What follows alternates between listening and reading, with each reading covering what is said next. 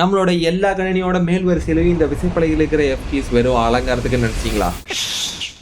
இல்லையா? இல்லவே இல்ல.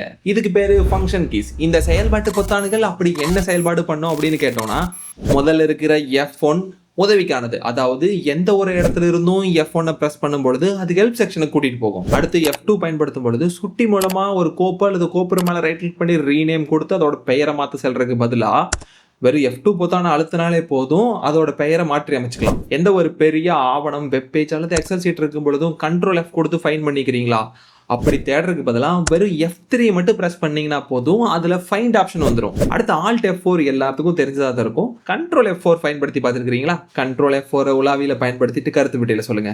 கடைசியா F5 பயன்படுத்துறது ரெஃப்ரெஷ்க்கானது. இந்த செயல்பாட்டு பொத்தான்களோட பயன்பாடுகள் அப்ளிகேஷனை பொறுத்தும் மாறும்.